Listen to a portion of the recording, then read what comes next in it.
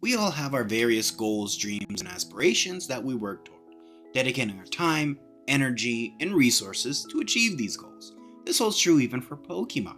Some want to be stronger fighters, others protectors, others rulers, and even some want to become the masters of sleep. This is the story of the best of rest, the sleeper that dreams deeper, the Komala. Honestly, there isn't much to say about Komala. This Pokemon is literally born asleep. It stays asleep for the entirety of its lifetime, and then it dies asleep. We are done. Or so I thought.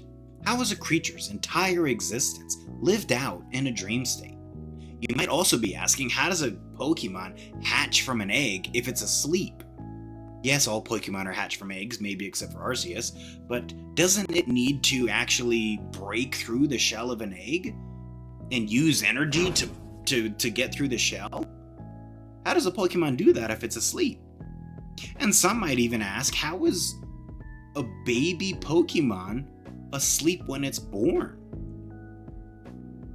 You might say, well, the diet of Komala could have impact on that, as Komala purely eat one leaf exclusively, and that leaf has various sedative properties, so that gets transferred onto the baby, and they're long lasting, so it just wakes up and emerges from its egg asleep. I don't really understand that. Also, as Komala grow and mature, they do everyday things sleeping. They'll eat asleep, they'll drink their water asleep, they'll even defend itself asleep. Supposedly, all the actions that Komala engages in are a result of just tossing and turning and reacting from the dream that it's having. Even the first moves that it learns are going to be defense, curl, and roll out, kind of tossing and turning. The facial expressions that it has that appear to be connected to the external world, maybe the voice of its trainer or a battle or something like that, are actually just reactions to things that are occurring in its dreams. So, despite living in a 24/7 dream state, it can and does form relationships with its trainer, and it will listen to the commands of its trainers in battle, meaning there has to be some sort of external perception there, and it does use the same friendship mechanics and battle mechanics as other Pokemon.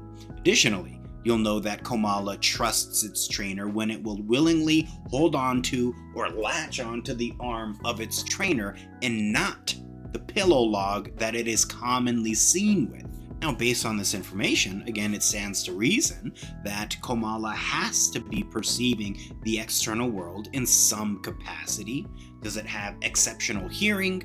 And that allows it to create this world around it, maybe a form of like echolocation or sonar or something like that? Does it have a great sense of smell so that it could recognize its trainer, maybe an approaching predator or something like that? Maybe a combination of the two.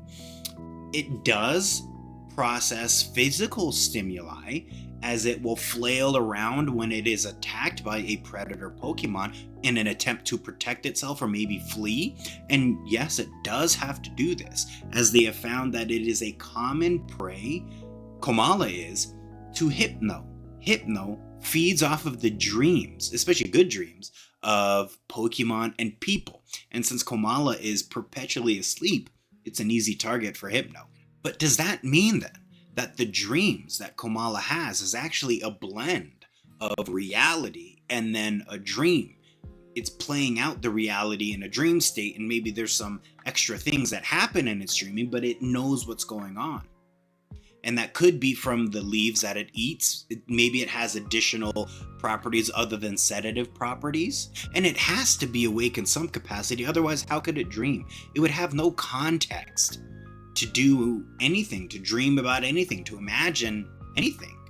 So it has to have the ability to perceive the external world in some capacity with some sense. Because as we've learned before, Komala can eat, it can drink, it can flee a battle or battle other Pokemon, and it can even reproduce. Are you telling me that's all by random chance? I don't think so. It has to know that it needs to do these things. And even this pillow log that it carries around, that's actually a gift given to baby Komala by the parents Komala. They'll go around and find this log and gift it to the baby Komala, which also explains why it's always holding on to it. This item has value, has meaning, it is sentimental to this Komala. And it will also explain why that it will only latch onto the arm of a trusted trainer, not a random trainer, a trusted trainer.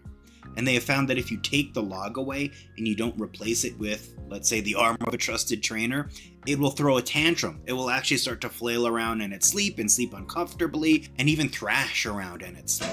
Now, the eternal sleep that Komala is in is actually shown through in the ability of Comatose. And in battling, that means that Komala is always under the status condition of drowsy. And that actually grants it an immunity to any other status condition. It cannot be poisoned, it cannot be burned, it cannot be paralyzed. It's protected from those status conditions, which is pretty awesome. And it can also make use of other mechanics like sleep talk and snore, and that gives rise to certain battle strategies, sort of abusing the priority of sleep talk over, let's say, whirlwind. There was a strategy that was banned where you just had sleep talk and whirlwind or roar, and then you put a choice scarf on Komala. And if you have entry hazards up, you could just use sleep talk, which does not have negative priority like whirlwind does. And then it will use whirlwind, and then it'll shuffle around the team of the opponent, and they're perpetually getting chipped down because they have to switch into hazards. Like I said, it was banned, but there's some cool strategies like that. It does have a good attack stat as well, a decent move pool. It could use the moves Return, Last Resort, Earthquake. However, it's not very good competitively. It's outclassed by a lot of Pokemon, and it's very slow, so it could be outsped even if it has a choice scarf on it. So competitively, it's not the best. And while the ability Comatose is still solid, there are some drawbacks to it, such as receiving double damage from moves like Wake Up Slap or Hex, but it's also susceptible to moves like Dream Eater, Nightmare, the Dark Aura of Darkrai. Like, nothing can phase this Pokemon out of sleep. No ability, no Pokemon, no trainer, nothing can phase this Pokemon. It will always stay asleep. And it's even been said that ancient Pokemon people have used the saliva of Komala, a little watered down of course, to treat insomnia, and it's even been used as an anesthetic for surgeries. Now, the inspiration of Komala is probably the easiest to guess out of all the Pokemon. It is literally a koala bear, right? That's it. The name Komala, get this, is derived from coma and koala. Shocking.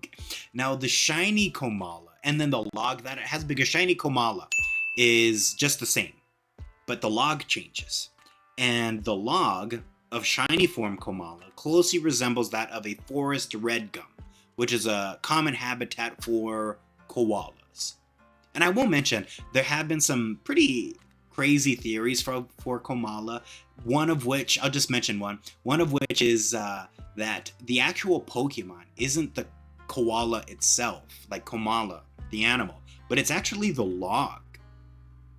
And they use the shiny sprite as sort of evidence for that the log is sort of maybe mystical in nature, or maybe possessed by a ghost or something like that, which isn't unheard of. Trevenant, for example, it's a whole tree, but yeah, the log is the Pokemon, and then the koala bear is just a secondary attachment or something. But in the Pokédex entries and all this have referenced Komala, the actual bear, as being the Pokemon, so I think that's disproven. I think it's just kind of funny. But that's everything related to Komala. Let me know your thoughts on this Pokemon. Yes, it is a cute Pokemon, but do you like anything else about Komala? Let me know in the comments below. Let me know if there are any other Pokemon you'd like me to do. Also, leave a like on the video, as it really does help. And subscribe if you're new to the channel. Check out some of our other Pokemon lore and opening videos. Thank you so much for your time and for your support, and I'll catch you in the next episode. Peace.